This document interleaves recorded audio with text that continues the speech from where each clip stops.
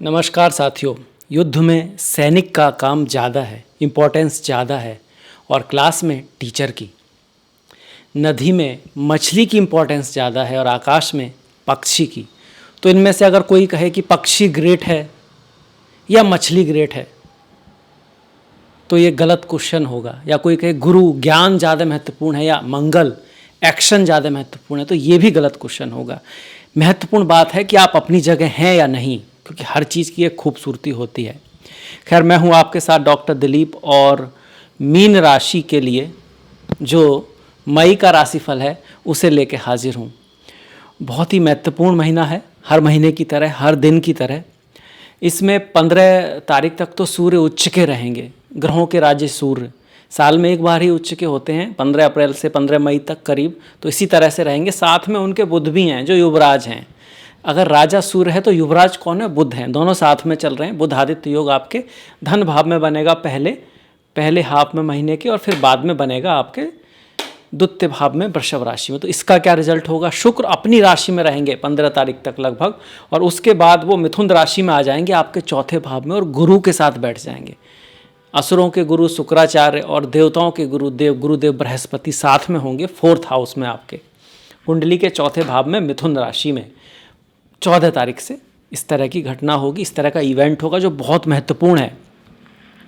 इसके साथ साथ मंगल और शनि की युति रहेगी 11 तारीख तक आप ही की राशि में, आप ही की पहले भाव में।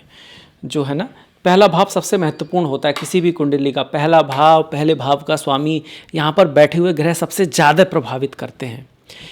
इसके साथ साथ शुक्र के साथ, शुक्र गुरु ये सब देख लिए। राहु केतु की अगर हम बात करें तो राहु आपके 12वें भाव में कुंभ राशि में होंगे और केतु जो है वो आपके सिंह राशि में 6ठे भाव में होंगे। इसको मैं थोड़ा सा लिख देता हूँ। तो देखिए यहाँ पर होंगे केतु। केतु वो ग्रह है जिसको हम सांप की पूंछ कहते हैं, जिसका सर नहीं है, जिसको हम गणेश जी से जोड़ते हैं, माँ काली से भी जोड़ते हैं। और केतु इंट्यूशन को दिखाता है, सरेंडर को दिखाता है, भक्ति को दिखाता है। वहीं राहु जो है वो ग्रह है जो सांप का मुंह है। ये फ्यूचर है, ये माया है, ये इल्यूजन है, ये इंटरनेट है। ये एक तरह से ये भी कह सकते हो कि हमको आगे की तरफ जाता है, मोक्ष की तरफ नहीं, आगे की तरफ बढ़ाता है। चाहत है ये। आपने सुना होगा कि व्यक्ति का जो जीवन होता है उसकी इच्छाओं के कारण होता है। अगर इच्छा हो ही ना कोई भी, कैसी भी, ना देने की, ना लेने की, ना बदला लेने की, ना अच्छा करने की, ना बुरा करने की, तो फिर आपका मोक्ष हो सकता है।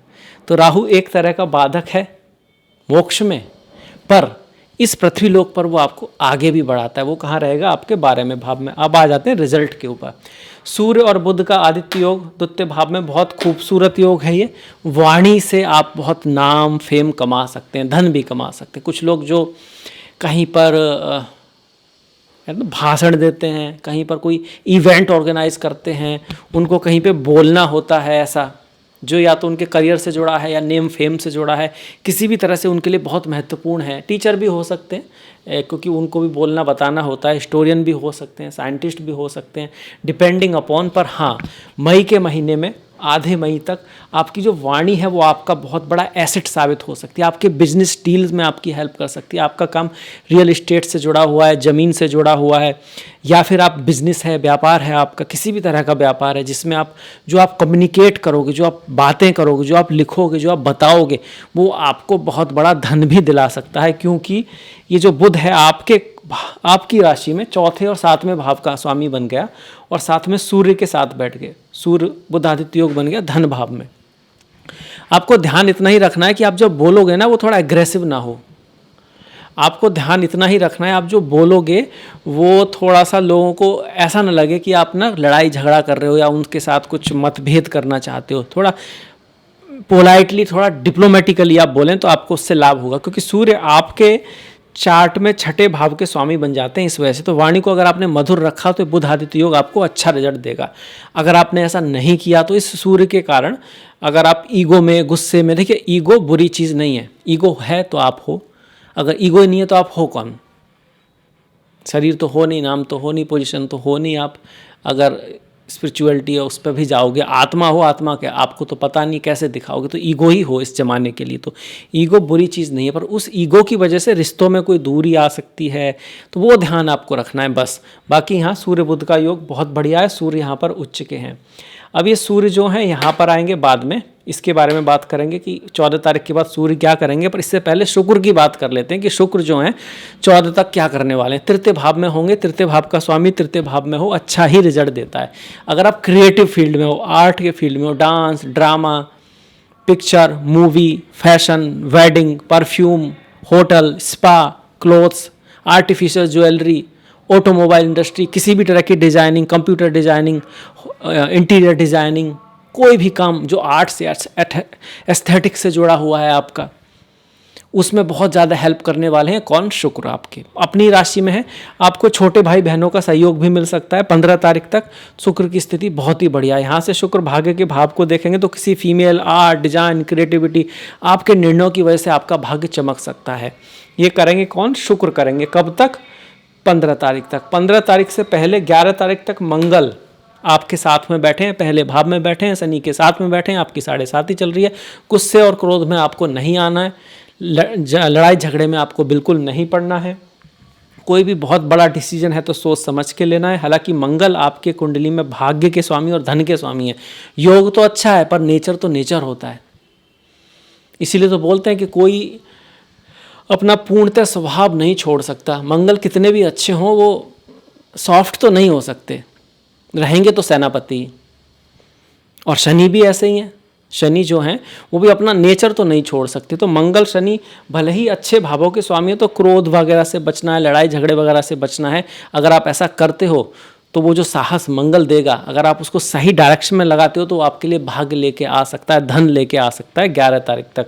11 के बाद भी मंगल अपनी राशि में आ जाएंगे, आपके अपनी राशि में आ जाएंगे। धन के लिए ये भी बढ़िया योग है, पर इस बात का अभी भी ध्यान रखना है कि मंगल एक मैलेफिक ग्रह है, एक स्ट्रॉन्ग ग्रह है, एक कंट्रोलिंग ग्रह है और परिवार के भाव में है, वाणी के भाव में है। तो आपकी वाणी जो कंट्रोलिंग है, जो कि थोड़ी सी अग्रेसिव हो सकती है, उसको आपको यूज़ थोड़ा सोच के करना है कि फैमिली में नहीं, बाहर करना है, काम की जगह करना है, जहाँ ज़रूरत है वहाँ पे करना है।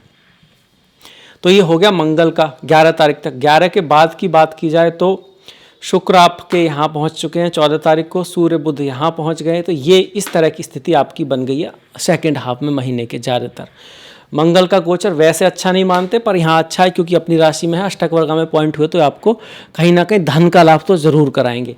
1, 2, 3, 4 संतान के साथ, ज्ञान के मामले में थोड़ा सा ध्यान रखना है। पढ़ाई लिखाई के मामले में प्रेमी, पति पत्नी, उनमें के बीच में कुछ मतभेद करा सकते हैं मंगल। इसको कुछ लोग मांगलिक भी मानते हैं साउथ इंडिया में।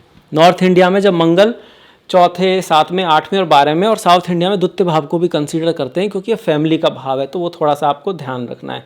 मंगल यहाँ से इनहेरिटेंस आदि के लिए तो अच्छे हैं, बुरे नहीं हैं, पर सडन चीज़ें करा सकते हैं। ड्राइव सेफ करना है आपको, वजन वगैरह उठाते वक्त थोड़ा ध्यान रखना है क्योंकि मंगल की अगर अष्टम पे दृष्टि आती है तो सडन इवेंट होने के चांस रहते हैं।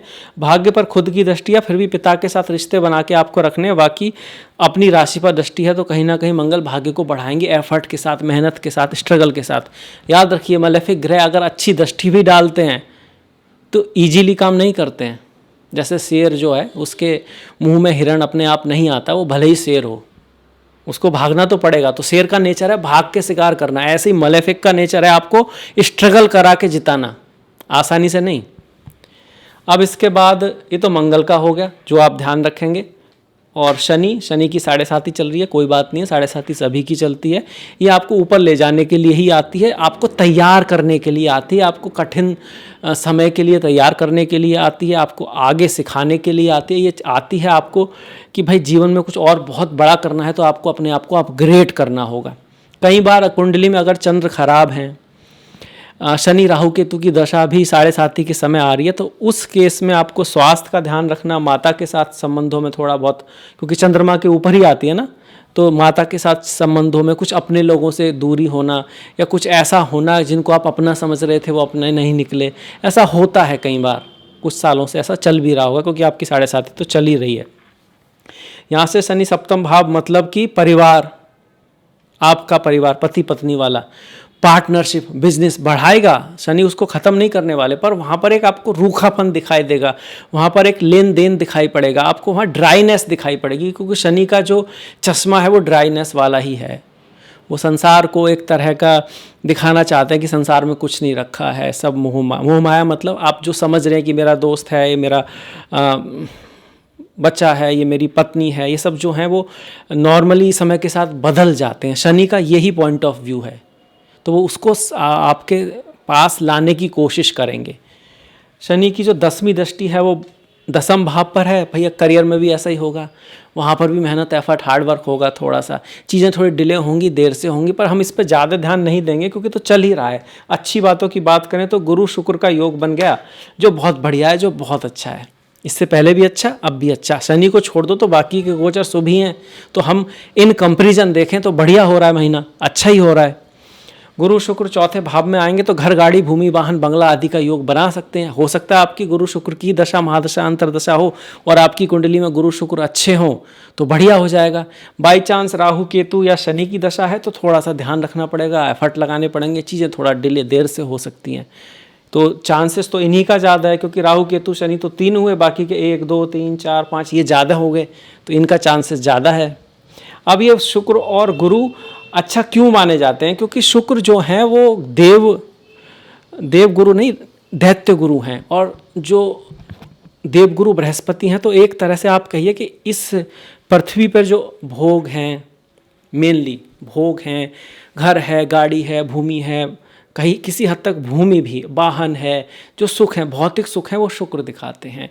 गुरु संतान है, संतान को दिखाते हैं, गुरु बच्चों को दिखाते हैं, टीचर्स को दिखाते हैं, नॉलेज और विजडम को दिखाते हैं, पुण्य कर्मों को दिखाते हैं, और मेनली इस जीवन के बाद जो दूसरा जीवन है, या आप कह सकते हो स्वर्ग नरक है या मोक्ष है, उस चीज़ के लिए क्या इम्पोर्टेंट हो सकता है, क्या रास्ता है, वो गुरु दिखाने की कोशिश करते हैं। जब ये दोनों मिल जाते हैं तो दोनों तरह का मिक्सचर हो जाता है, व्यक्ति स्पिरिचुअल, आध्यात्मिक भी होता है और धन भी उसको कहीं ना कहीं सहयोग करता है, इसीलिए इस योग को अच्छा माना गया है। अब ये योग यहाँ से अपनी राशि को देखेगा तो और भी बढ़िया है ना। करियर के मामले में इनका जो सहयोग मिलेगा, भले ही साढ़े साथी से शनि की दृष्टि आ रही हो, पर शुक्र कुछ ना कुछ हेल्प जरूर करेंगे गुरु के साथ आकर। वहीं जो गुरु की दृष्टियाँ हैं वो 1 2 3 4 5 अष्टम भाव पर आ गई, 12वें भाव पर आ गई, 10म भाव पर आ गई। अष्टम भाव पर आएगी तो ज्ञान, नॉलेज, विजडम के लिए अच्छी है, कुछ उतार चढ़ाव भी लाएगी। 10म पर आएगी तो रेस्पॉन्सिबिलिटी थोड़ी सी बढ़ाएगी, क्योंकि गुरु तो गुरु है, गुरु को तो रेस्पॉन्सिबिलिटी लेनी ही पड़ती है, पर अगर आपका काम नहीं है तो उसको दिलाने में हेल्प करेगी। वहीं 12वें भाव पर जो दृष्टि आएगी तो ट्रैवल, यात्रा और खर्चा भी बढ़ाएगी, स्वास्थ्य का भी आपको ध्यान रखना होगा। गुरु का सबसे अच्छा गोचर दूसरे, 5वें, 7वें, 9वें और एकादश भाव में माना जाता है। तो जब ये 5वें भाव में आएंगे तो बहुत बढ़िया, हम कह सकते हैं अभी ठीक ठीक ही हैं। तो ये हो गया गुरु और शुक्र का, शनि का भी हो गया। राहु केतु की बात कर लेते हैं। राहु 12वें भाव में है, विदेश ले जाते हैं, यात्रा कराते हैं, आपका मन दूसरी डायमेंशंस, दूसरी चीज़ें, दूसरे कंट्रीज़ की तरफ जाता है, काम में थोड़ा मन कम लगता है, और कभी कभी बहुत एक्स्ट्रा इमोशन में लोग काम छोड़ भी दिया करते हैं। ऐसे में तो वैसी गलती नहीं करनी है, उसमें कुछ हद तक केतु का भी रोल होता है। केतु 6th हाउस में, पर सीक्रेटली, अचानक ही, आपको पता नहीं होता, मतलब कोई चीज़, कोई रोग, ऋण, शत्रु समाप्त भी हो जाता है। ऐसे कोई प्रॉब्लम चलती आ रही है और आप सोचे होगी या नहीं होगी, और सडनली वो समाप्त हो जाती है, वो ऋण उतर जाता है, या वो शत्रु ही कहीं चला जाता है, अचानक से ऐसा हो जाता है। क्योंकि केतु क्या है, रहस्यमयी ग्रह है, वो क्या करेगा उसको भी शायद पता नहीं होता कभी कभी, इसीलिए केतु को बोलते हैं रहस्यमयी, मोक्ष कारक भी केतु ही हैं। अब 6ठे भाव में आ गए तो 6ठा भाव स्वास्थ्य का है, तो वहाँ पे मोक्ष भी करा सकते हैं, मतलब कोई प्रॉब्लम है उसको सॉल्व भी कर सकते हैं। वो कई बार उनके करने का तरीका थोड़ा सा डाइसेक्टिंग होता है, मंगल की तरह होता है, कट करने का होता है, छोट करने का होता है, ये भी केतु कभी कभी करते हैं, पर वो होता आपके अच्छे के लिए है। तो ये राहु केतु का भी हो गया। सूर्य की बात कर ली हमने। बुध की बात करें तो बुध जो हैं पहले यहाँ रहेंगे फिर यहाँ रहेंगे, तो बुध की भी हमने बात कर ली, सभी ग्रहों की बात कर ली। अब बात कर लेते हैं थोड़ा त्योहारों की। बैसाख पूर्णिमा है आपकी 1 तारीख की, और ज्येष्ठा पूर्णिमा है आपके 31 तारीख की।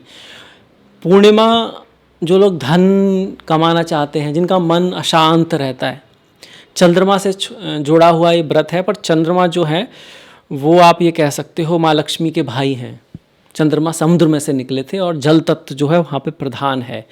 तो धन के लिए या मन की शांति के लिए भी लोग पूर्णिमा का व्रत करते हैं। 13 तारीख की अपरा एकादशी है, 27 तारीख की पद्मनी एकादशी। ओम नमो नारायणाय, ओम नमो भगवते वासुदेवाय। माना जाता है कि एकादशी का व्रत बहुत ही श्रेष्ठ होता है, नारायण से जुड़ा हुआ ये व्रत है और वो पालन करता मतलब मेंटेन करने का काम करते हैं। इसीलिए उनकी जो देवी हैं वो लक्ष्मी है, उनकी जो शक्ति है वो लक्ष्मी है। 14 और 28 का प्रदोष व्रत है और 15 तारीख की शिवरात्रि है। चिदानंद रूपा शिवोहम शिवोहम, ओम नमः शिवाय। शिव को हम संहारक मानते हैं। संहारक का मतलब होता है नष्ट करने वाले, पर ये वो नष्ट नहीं है जो आप सोच रहे हैं। ये वो नष्ट है जो ज़रूरी है पालन को चलते रहने के लिए। ये वो नष्ट है जो ज़रूरी है क्रिएशन के लिए। और जब समय आ जाए, जब क्रिएशन करना पॉसिबल ही ना हो, जब पालन करना भी पॉसिबल ना हो, तब वो महाप्रलय को भी भगवान शिव दिखाते हैं, महादेव दिखाते हैं। 16 तारीख की ज्येष्ठा अमावस्या है और 15 तारीख की वैशाख संक्रांति है। तो ये हो गए हमारे त्यौहार। मीन राशि के लिए मई का राशिफल कैसा लगा आपको? अच्छा लगा है तो लाइक कीजिएगा, सब्सक्राइब कीजिएगा, अपने सुझाव जरूर दीजिएगा। आपने इतना सारा समय दिया इसके लिए आपका बहुत बहुत धन्यवाद। नमस्कार।